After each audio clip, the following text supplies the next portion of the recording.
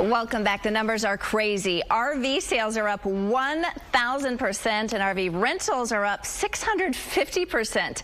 As lockdowns and COVID-19 precautions remain in place, more Americans are looking to socially distance themselves by camping. National transportation expert Mike Caudill joins us live via Skype. Mike, great to see you this morning. You know, it's so funny. I've always thought about renting an RV, but I didn't know how to go about doing it.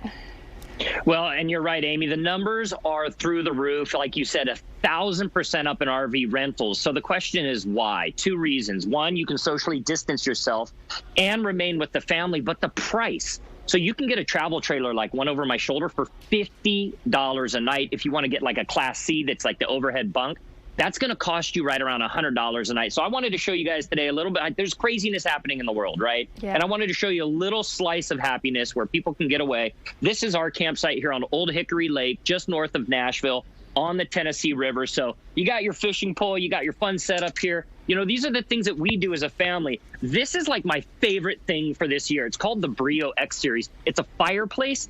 And it also is a grill, but it's smokeless. You know, you get all that smoke in your hair when camping. You wake up the next morning. This prevents that. So I want to bring you guys inside here while we're talking about RVs. So this is a Keystone, and it's called the Outback, and it's only 21 feet. And here's what's cool. If you have a Ford Explorer SUV or a Ford Ranger truck, something small, a Chevy Colorado, you can pull this around town with it, right? You can go camping with it. Now, Michigan is still not open. You're still a week or two away from being able to open. Public parks are open, but your state and forest campgrounds are not open. This one has a bunk in the back. It has a microwave. It has your range top. And of course, you get to take your television on the road. So it's awesome, Amy. It's so small and so lightweight that it makes it easy for people that want to get into camping. Right now, the numbers on new campers, right north of 30%. It's crazy. It is crazy, and it's a good place to take your family if you're tired of staying at home in your home. How about ones that you can drive? Are those available to rent as well? Because maybe you have a car and can't pull something like that?